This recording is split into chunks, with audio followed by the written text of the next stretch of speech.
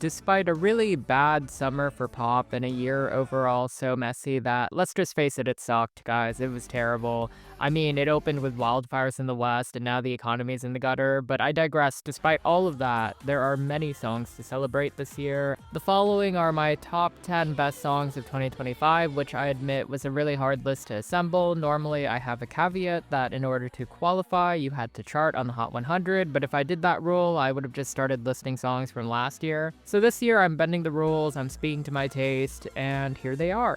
Number 10.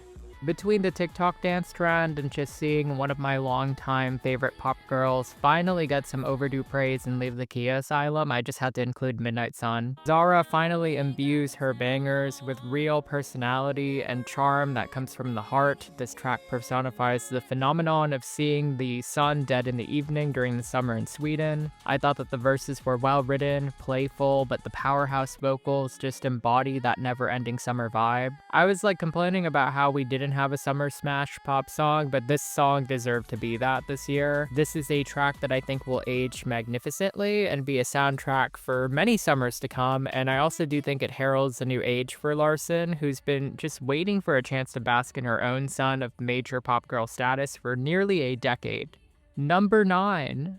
A major trend this decade I've found is people trying to really capture Y2K sounds and aesthetics, and I think Tate McRae has actually done it the best amongst her peers in mainstream pop this year. Sports Car is absolute proof of that. I think it's an exciting throwback that recalls the Pussycat Dolls buttons, but also evolves it into its own showcase. I just adore the production. I think it's muscular, there's precise engineering that feels top-notch, it relays the excitement that you would feel speeding in a literal sports car. Tate's whispery delivery underscores her ability to ooze sensuality while still remaining playful and not corny. And the song never bores me. I have not been bored of the song. It takes sharp turns towards the end. Not only does it lend itself to Tate's signature dance breaks, but it accelerates her to the pole position of Y2K pop princess heiress ascendant. Wow, that was a sentence.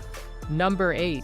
Of all of Jade's singles for that Showbiz Baby, Plastic Box just hit me the hardest. The song oozes the same aura as Robin's seminal Body Talk, but also with Jade's soulful voice. I found this to be a pristine piece of pop that thumps and bumps to really channel the anxiety that she is feeling. She's not living up to this shadow that she's never even met. Oscar Gores, a prodigy of Max Martin himself, co-produces, lending the song some cachet, but it's really the self-awareness here, the ability for Jade to just cut to the core of how irrational and impossible she feels. She can't control the fact that her love has had a life before her, and you just get that feeling of empathy when she just, sings about how she wishes his heart was something new, clean, and untouched. I think that rawness is refreshing. Pop is often polished to lack nuance, but she bears it all here. I think even bearing your ugly facets of possessiveness and jealousy, that just feels more real than corny generic pop.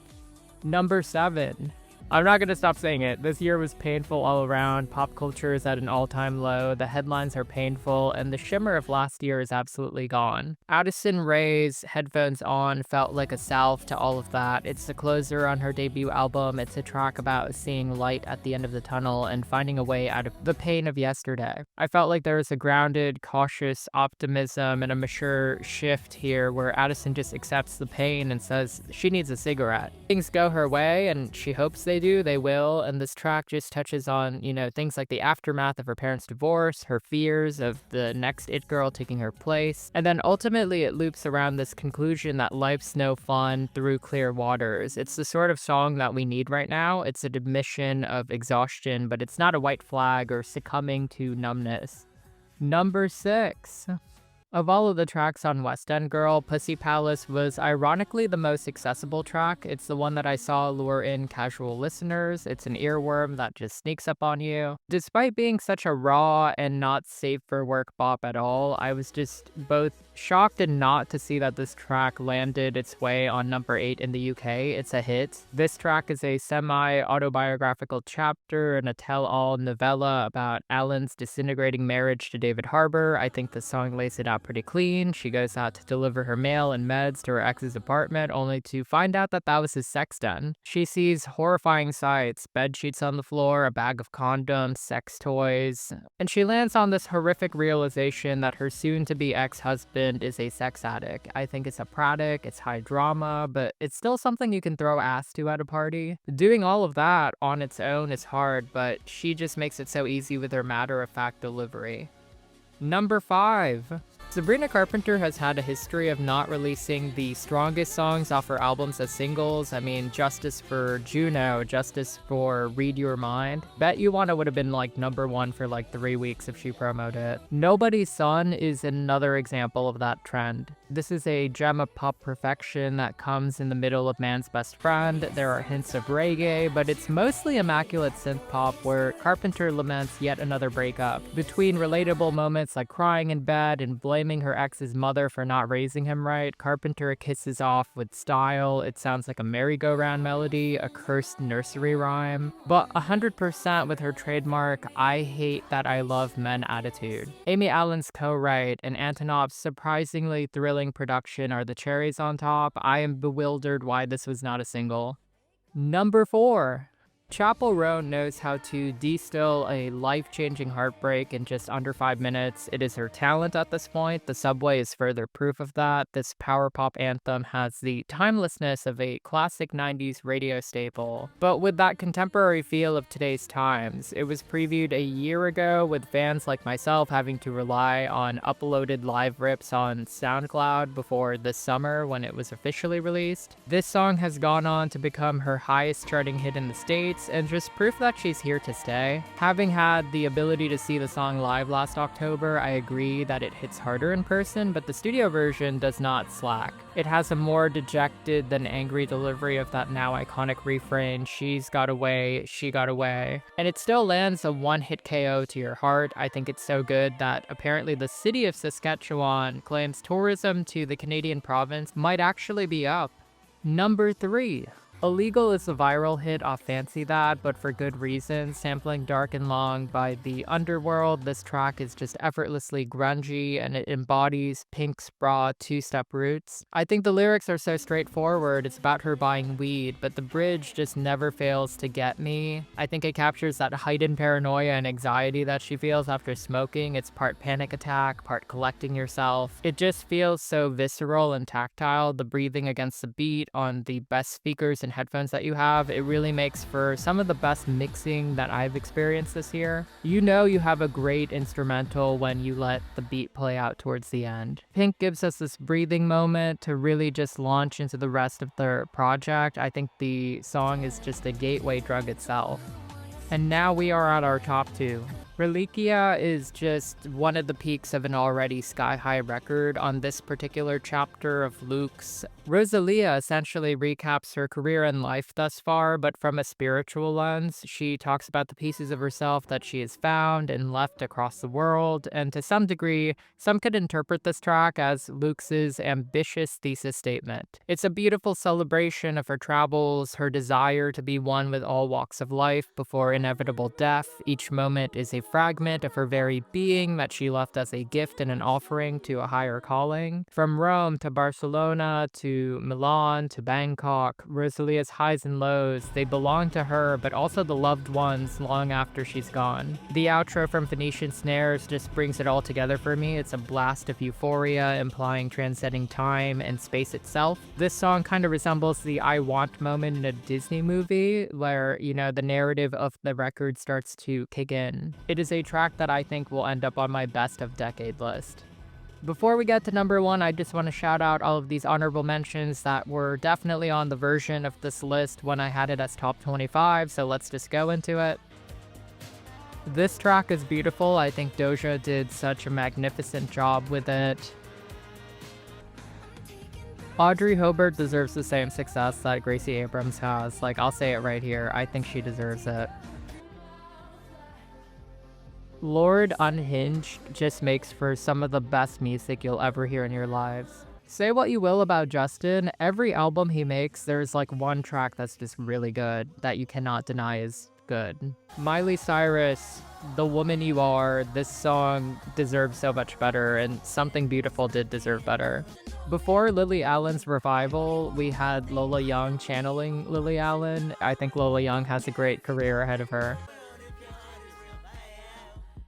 Kendrick and SZA, unbeatable combination, truly. Finally, Charlie and Selena back in the studio together. I truly think they are the next big girl group. The management needs to get it together though. That album launch has to kill it. This might be Gen Alpha's Let It Go moment. I think Golden is just a brilliant song. I nearly put it right on the list. K-pop Demon Hunters has really been such a fun surprise to see unfurl. And now my personal favorite song of 2025 is a tie.